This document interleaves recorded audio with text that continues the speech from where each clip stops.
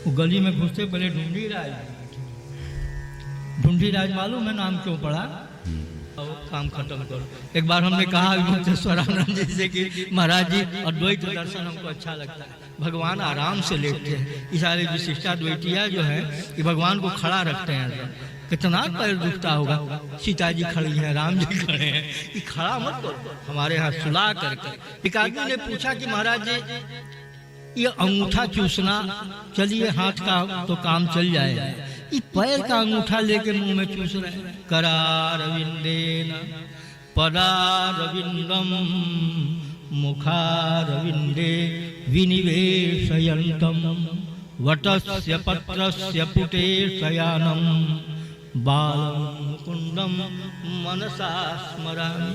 ठीक है, पुनः दुर्गति दौर मनस्य दुर्भिक्ष दुर्व्यसन दुःसह दुर्यशांसि उत्पात ताप विषभीति मसद्ग्रहार्ति व्याधिंश्च नाशयतु मे जगतामधीशः यस्याव्रत प्रभावेण वेदान्तेति रुचिर्मम तां वाग्देवतां नौमि सततं हंसवाहिनी। सबको प्रणाम करता हूँ। भगवान अपनी सेवा से उतना प्रसन्न नहीं होते जितना अपने भक्तों की सेवा से प्रसन्न होते। अगर किसी व्यक्ति को प्रसन्न करना हो तो उसके पुत्र को खूब बड़ाई करिए, खूब सेवा, बड़ा खुश हो जाए। इसीलिए पहले ढूंढीराज गणेश और तब बाबा विश्वनाथ माता अन्नपूर्णा। वो गली में घुसते पहले ढूंढीराज मालूम है नाम क्यों पड़ा? ढूंढा बनारस में कहते हैं बड़ा लड्डू को, वो जो लाई का बनता है, लाई वाला, तो धान के लावा का जो बड़ा बनेगा वो ढूंढा कहलाता है। अब इतना कोमल लड़का है, बड़े आदमी के पुत्र ही ऐसे कोमल होते हैं, राजपुत्र, और भगवान का साक्षात गणेश जी। तो ढूंढी माने छोटा छोटा, लेकिन कितना बड़ा दे चबा रहे हैं उसी में, छोटा छोटा है, यही सम्मान है। उसी प्रकार से भगवान भी अपने भक्तों की सेवा थोड़ा सा कर दीजिए तो, इसीलिए हम ब्राह्मण बड़ा लोभी होता है। ब्राह्मण बनिया कोई होगा, बुरा मत मानिए, हाँ भाई हम बोल देते हैं, ब्राह्मण और बनिया इससे चालाक दुनिया में कोई है नहीं। हनुमान प्रसाद पोद्दार जी ने पिताजी से कहा कि मिश्र जी बनिया प्रणाम भी करता है तो उसमें कुछ व्यापार सोचता रहता है। ये गीता प्रेस में उन्होंने अपने मुंह से कहा था कि बनिया जो है वो सोचता रहता है कि इसका लाभ क्या मिलेगा। तो क्या लाभ है? दुनिया कहती है कि सेठ जी बहुत बहुत विनम्र है, कम से कम इतना बिना खर्चा के मिल जाता है, तो क्या जाता है। देखिए हमारे यहाँ खेमका परिवार का सीताराम खेमका जी, राधे श्याम खेमका जी बिछ जाते थे लोग। सीताराम खेमका को प्रपौत्र हुआ था, हमको सभा किए और जमीनवा में लौट गया था, और जो आवे धुरिया लपेट लपेट के ये बनिया होता है। वो तो अपना लोग पर लोग बनाया, हम लोग अपना ढो करके चले आते हैं। जानते हैं लेना तो बड़ा अच्छा लगता है, लेकिन लेने में देने वाला पुण्य खींच लेता है। स्वामी जी महाराज की कथा हो रही थी बलिया में। महाराज जी ने कहा भक्त की प्रधानता है, ये भक्तों की कथा है। भागवत भगवान की कथा तो थोड़ी सी दसमों निरूपित।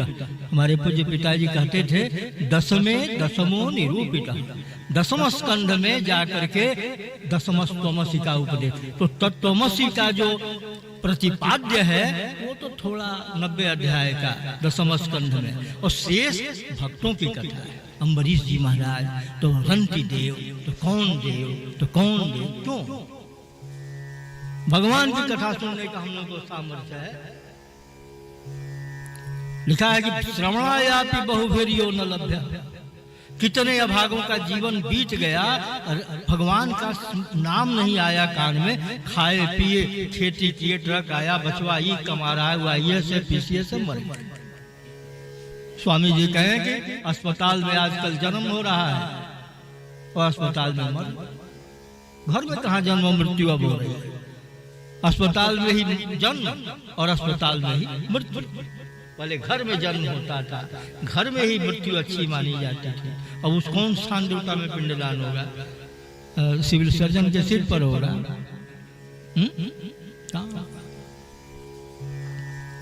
स्वामी जी की कथा हो रही थी बलिया में।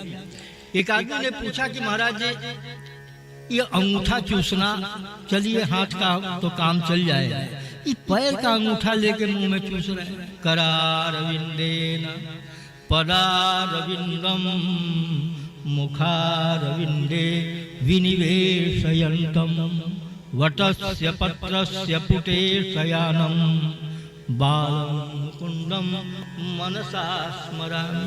ठीक है, इसे गंदा सामान्य बालक भी वैसे ही कभी कभी करते हैं। हमारे यहाँ लक्षण होता है, बालक अगर 6 महीने के भीतर अंगूठा मुंह में डाल दिया तो कहते जल्दी इसको भाई आए, लक्षण भी है लोग। तो भगवान जो है अपना अंगूठा क्यों चाट रहे हैं? कोई पैर अपना चाटना अच्छा है? गुरु उरु का रहता तो कुछ सोचा भी जाता, अपना ही पैर। गाजीपुर में एक बहुत बड़े तिवारी जी विद्वान माने भक्त थे भगवान के, तो कोई मुकदमा में जाए तो जाके मिठाई के दुकान पर खड़े हो जाए, कहे कि हे मेरे आत्मा, अगर इस मुकदमा में जीत हो जाएगी तो इस दुकान की सबसे अच्छी मिठाई तुमको खिलाऊंगा। ऐसे तो भगवान अपने कोई महत्व स्थापित कर रहे हैं। महाराज वो स्वामी जी थे ही कि हजारों की भीड़ लगी थी, और एक भक्त ने प्रश्न किया कि महाराज जी इस पर थोड़ा बोलल जाए। स्वामी जी के तो सरस्वती सिद्ध गरुड़ मुद्रा, और एक बार ऐसे करते थे। हमने तो दर्शन किया, हमारे पूज्य पिताजी के प्रति उनका बड़ा भाव था। अभी भी हमारे ऊपर बहुत भाव है। सभा है, स्वप्न में दर्शन होता रहता है। रामकृष्ण परमहंस देव जी का, स्वामी कृपा पिताजी का तो कहना ही क्या है। कल मौन व्रत था, त्रयोदशी के दिन मौन रहते हैं। 5 वर्ष की अवस्था से पिताजी ने उपदेश किया, तो महाराज जी का फोन गया। हम कहें कैसे किसको दें, कोई समझे, तो एक मैसेज भेजे। हम कहे कि कम से कम देख लें। फिर आपने, मैं आना तो था ही, हमने आपसे कह रखा था 3-4 तारीख के बाद। 3 को हम जानते थे त्रयोदशी पड़ेगी, बिहान भैया रहेगा तो ठीक रहेगा, भगवती बोलेंगे, हमारे ऊपर भार नहीं रहेगा। तो 2-4-10 दिन बीत जाता है तो कमजोरी मालूम नहीं जाती। उसके विभाग सुबह नहीं। स्वामी जी ने कहा कि जब प्रलय में सारा